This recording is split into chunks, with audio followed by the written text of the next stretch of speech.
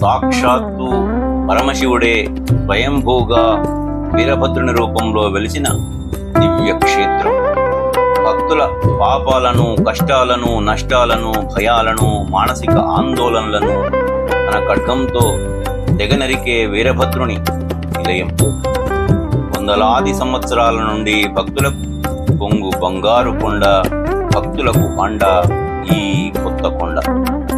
తెలంగాణ రాష్ట్రంలోని హనుమకొండ జిల్లా భీమదేవరపల్లి మండలం కొత్తకొండలో వెలిసిన శ్రీ వీరభద్రుని ఆలయం గురించి ఈరోజు తెలుసుకుందాం.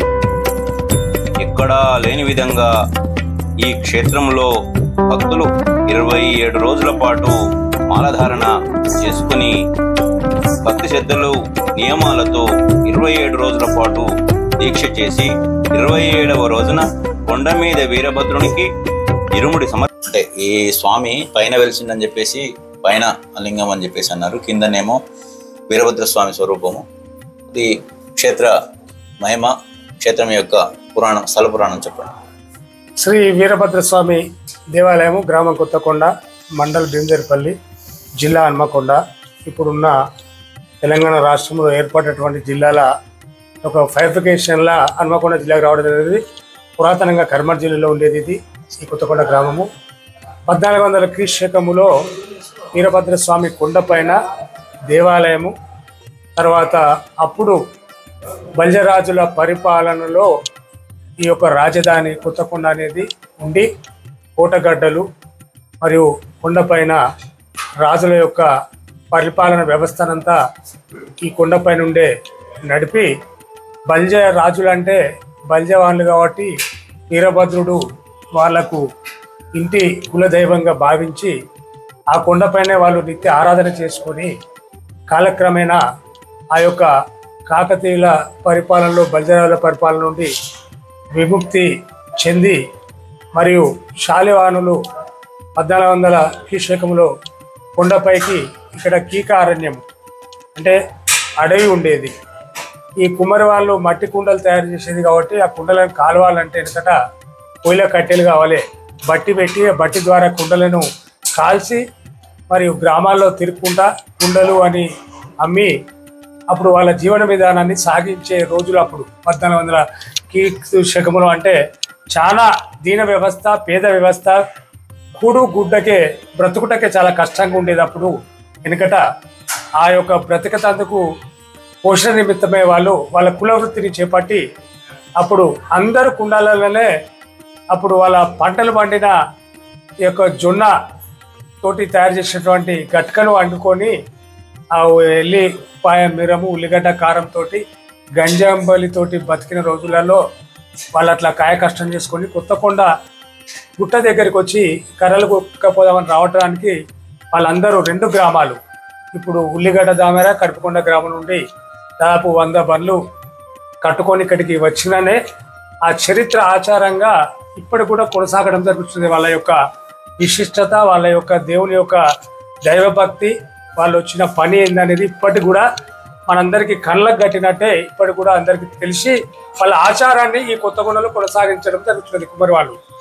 దాని ప్రకారంగానే మాకు కూడా ఆ చరిత్ర అనుసంధానంగానే మేము కూడా ఈ చరిత్ర వీరభద్రుని చెప్పడం జరుగుతున్నది. ఇప్పుడు ఆ కట్టెలన్నీ మెలుకొని రాత్రి అయింది, అంత జంగలి, తొవ్వ లేదు, బాట లేదు, లైట్లు లేవు, వెలుతురు అనేది లేదు. అప్పుడు దీటీలు పట్టుకొని, కందిళ్ళు, బిజీళ్ళు పట్టుకొని ముంగటొకలు నడిచి పులులు తర్వాత మృగాల యొక్క బారిన పడకుండా అప్పుడు చిన్నగా వచ్చి వాళ్ళ యొక్క కార్యక్రమాన్ని చేసేటకు చాలా రాత్రి అయినందున ఆ కర్రలన్నీ బల్లాలను నింపి ఇక మళ్ళీ ఇప్పుడేం పోతాం ఈయనే వండుకుందామని వాళ్ళు నిద్ర చేయడం జరిగినది. ఆ నిద్ర సమయంలో స్వప్నంలో వీరభద్ర స్వామి వారికి కనిపించిండు. నిద్రలో వీరభద్రుడే ఉన్నట్టు వాళ్ళు తేరుకొని లేచి చూసేసరికి మనకేదో కళ కనిపించిందని మళ్ళా ఆ నిద్ర మత్తులో పొద్దున దాకా బాగా కష్టపడ్డారు కాబట్టి కష్టజీవులు కుమ్మరి వాళ్ళు కాబట్టి మళ్ళా నిద్ర అవ్వడం జరిగినది. తెల్లారింది, పొద్దు పొడిచింది, లేచి చూసరికి ఎద్దు లేవు. ఆ గుట్ట అంతా తిరిగి తిరిగి అలసిపోయి వేసారి తెచ్చుకున్న సద్దులు ఆ గటకబు అంత అయిపోయింది. మరి తిందామంటే ఏమి లేదు. ఉపవాసంతో ఆ యొక్క గుట్ట అంతా తిరిగి మళ్ళా అలసిపోయి అక్కడిని నిద్రపోతే నిద్రలో నేను కొండపైన ఉన్నా, నన్ను మీరు కిందికి దింపండి. ఈ దేవాలయం ఫస్ట్ విశ్వబ్రాహ్మల ఇంటి ఆడబిడ్డ అంటే మహామాయ దేవత ఆలయం ఇది. అక్కడ నన్ను ప్రశ్న చేయండి, ఆ అమ్మవారిని పక్కకు పెట్టండి అంటే ఇక్కడ పక్కకు పెట్టడం జరిగినది, ప్రశ్న చేయడం జరిగినది. అప్పుడు వాళ్ళ కుమారులందరూ వాళ్ళ గ్రామానికి వెళ్ళిపోయి అందరూ కూడబలుకొని కుటుంబ సమేతంగా వచ్చి వీరభద్రునికి దండం పెట్టి కొబ్బరికాయలు కొట్టి వాళ్ళు తెచ్చుకున్న బియ్యంతో బెల్లం పువ్వు అండి చెరుకుతో తయారైన ఆ బెల్లంతో అన్నవాన్ని నైవేద్యం పెట్టి అందరు తిని దేవుణ్ణి ఒక్క పొద్దుతో ఉండి వాళ్ళు ఎదటి గుమ్మి అంటే అప్పుడు కంక బొంగుతో తయారు చేసి అందరూ కొద్దిగా ఉన్నవాళ్ళు రైతులు భూమి ఎక్కువ ఉన్న వాళ్ళు వడ్లను బాగా పండించి దాపు గాసం అనేది 6 నెలలు దాచుకునేది ఆ గుమ్ముల వడ్లను. ఆ గుమ్మిల వడ్లు పోసుకొని అందరూ వెనుకడ దాచుకునే సనాతన ఆచారము. అదే గుమ్మిలో కొత్తది తయారు చేపించి వీరభద్రుని గుమ్మిలో పెట్టి దాని నిండా దూతి పెట్టి అక్కడ నుంచి అప్పుడు తవ్వలేదు దారి లేదు కాబట్టి తీసుకొద్దామంటే చాలా కష్టతరంగా ఉండే కొండ కీక అరణ్యం కాబట్టి అక్కడ నుంచి దొర్లియడం జరిగినది. కిందికి దొర్లిస్తే కాలు ఇరిగిందని ఇప్పటికి కూడా కుంటి వీరన్న, కొత్తకొండ వీరన్న, కోర మీసాల వీరన్న అని వాళ్ళు ఆచార పద్ధతిగా మొక్కుకొని దేవుని తీసుకొచ్చి 1800 కీశకం తర్వాత మరి పండిత మల్లికార్జున ఆరాధ్యుల సిద్ధాంతి వారిచే వారికి ఆ బాధ్యతను చెప్పి వారి ద్వారా శైవ ఆగమ ప్రకారంగా నవానిక కార్యక్రమాలు కూడా చేసి దేవుని ప్రతిష్ఠ చేయడం జరిగినది. దాని ప్రకారంగానే కుమ్మరి వాళ్ళు ఆ యొక్క ఎవరైతే దేవుని ప్రతిష్ఠ చేసిరో వాళ్ళే ఫస్ట్ వాళ్ళ ఎడ్ల బండ్లు గుర్చుట్టు తిప్పి ఆ బెల్ల పువ్వుతోటి వీరబోనము సమర్పించి ఆ నైవేద్యాన్ని వాళ్ళందరూ తీసుకున్న తర్వాత బండి తిరిగినాకనే భక్తుల యొక్క బండ్లు తిరగడం జరుగుతున్నది. ఇప్పటికీ ఆ జాతర జరగడం జరుగుతున్నది. 13 భోగి రోజు వాళ్ళ బండ్లు తిరిగినాకనే భక్తుల 14 రోజు బండ్లు తిరగడం జరుగుతున్నది. ఈ వీరభద్ర స్వామి దేవాలయం బాగా చాలా విశిష్ట గలది, మహిమాన్వితం గల దేవాలయము. కోరిన కోరికలు ఏదైనా నెరవేరాలంటే కోరమిసం పెడతారు, గుమ్మడికాయ కూష్మాండము. అప్పుడు ఆ దక్షుణ్ణి వీరభద్రుడు దక్షయజ్ఞం అప్పుడు సమర్హించడు, తల గొర్రె తల పెట్టింది కాబట్టి ఆ వీరభద్రుని కత్తికి ప్రతి సంవత్సరం మనము బలి ఉండాలి కాబట్టి మన దగ్గర ఉన్నది ఇప్పుడు ఏంటంటే గుమ్మడికాయ సమర్పించి దేవునికి మనకు కూడా రరదృష్టి సకల దోషాలు నెరవేరాలని ప్రగాఢ విశ్వాసంతో భక్తులందరూ స్వామివారి బ్రహ్మోత్సవాల రావడం జరుగుతున్నది, మొక్కులు చెల్లించడం జరుగుతున్నది. తమ శక్తి కొలది మొక్కిన విధంగా ముడుపు కడతాను, అభిషేకాలు చేస్తాను, కోడని కట్టేస్తున్నారు. అన్ని విధాల వారికి ఉన్న తులమో పలమో స్వామికి సమర్పించి చల్లగా చూడు వీరన్న మల్ల జాతర కొత్త మొక్కిపోవడం జరుగుతున్నది ఇప్పటి వరకు. ఇక్కడ విశేషంగా బ్రహ్మోత్సవాలు ఎప్పుడు జరుగుతాయి, విశేష పూజలు ఎప్పుడు జరుగుతాయి అంటే కార్తీక మాసంలో కానీ ఇక్కడ నక్షత్ర దీక్ష అనేటువంటిది కూడా చాలా ప్రత్యేకమైనదిగా తెలుస్తుంది. కనుక ఈసారి మన పొన్నం ప్రభాకర్ గారు కూడా దీక్ష తీసుకొని ఇక్కడే ఉండి అందరితో పాటు వారు కూడా దీక్ష చేసి స్వామివారికి ఇరుముడి సమర్పించినట్టుగా తెలుస్తుంది. కనుక దాని గురించి కూడా అప్పుడు చాలా గ్రామాల్లో అందరికి తెలిసిన విధం ఏంటంటే ఒక అయ్యప్ప దీక్ష అనేది తెలుసు. ఈ కొత్తకొండ గ్రామంలో కూడా గ్రామ ప్రముఖులందరూ తర్వాత మేము కూడా ఇలా తాటికొండ వీరభద్రయ్య గారు, నేను గుడ్ల అంజయ్య గారు కూడా అయ్యప్ప దీక్ష తీసుకొని మేము కూడా ఆ కేరళ ఇవ్వడం జరిగినది. నాకు అక్కడ ఏమనిపించింది అంటే మనం కొత్తకొండల వీరభద్రుని ఒక పూజారి ఉండకుంటూ ఎంతో మంది భక్తులు ఆధ్యాత్మిక భావంతో మంచి హృదయంతో మన దేవుని దగ్గరకు వచ్చి మొక్కుంటే వాళ్ళ కోరికలు నెరవేరుతారు. మనకి ఇక్కడికి అయ్యప్ప ఈయన కూడా శివపుత్రుడే కదా అనే అక్కడ సంకల్పం కలిగి నేను ఈ దీక్ష కాదు అక్కడ పోతే ఆ పవిత్రత అంతా వేరున్నది. అక్కడ ఏంటంటే మన హిందూ ధర్మము ఈ గుళ్ళు పూజల విధానం ఎక్కువ లేదు. అక్కడ క్రైస్తవ యొక్క మత అనుసారము ఆ యొక్క క్రైస్తవ యొక్క మందిరాలు ఎక్కువ కనిపించింది నాకు.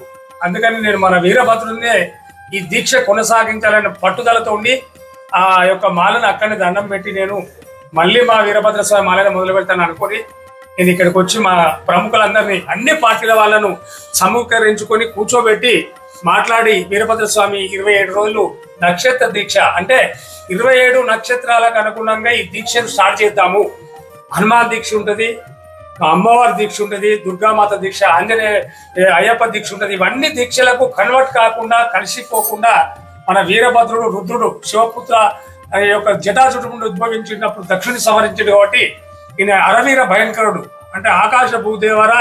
అప్పుడు దక్షయాగం దగ్గరికి పోతేనే గడగడలాటే నేను చూస్తాను కాబట్టి ఎలాంటిదైనా కూడా ఈ దీక్ష ఒక పవర్ఫుల్ ఉండాలన్న ఆలోచన విధానంతో 27 రోజులు నక్షత్రాలకు అనుగుణంగా 20 రోజులు దీక్షను స్టార్ట్ చేసి ప్రథమంగా 2004వ సంవత్సరంలో మేము స్టార్ట్ చేయడం జరిగిన ఈ దీక్షను.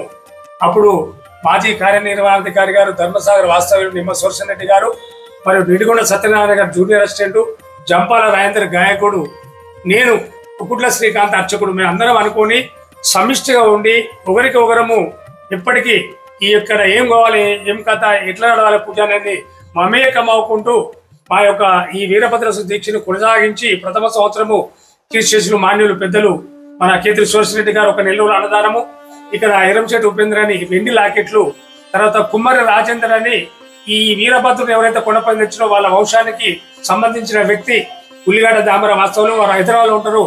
58 మందికి వస్త్రదానం వారే ఇచ్చి ఆ నెల రోజులు ఆ సంవత్సరము మొత్తం దీక్ష దిగ్విజయంగా జరగడానికి ప్రముఖులందరూ సహకరించి దీక్షను విజయవంతం చేయడం జరిగినది. క్రమేపీ అందరూ ఎవరైతే అప్పుడు 58 మంది మాలేసుకున్నారో తర్వాత క్రమేపీ పెరగడం జరిగినది. మొన్నటి వరకు మన రాష్ట్ర ప్రభుత్వం ఇప్పుడున్న ప్రభుత్వంలో రాష్ట్ర క్యాబినెట్ మంత్రిగా పనిచేస్తున్నటువంటి ఉస్మానియా నియోజకవర్గం నుంచి ఎన్నికై ఎమ్మెల్యేగా వారు కూడా ఎంపీగా ఉంటాయి.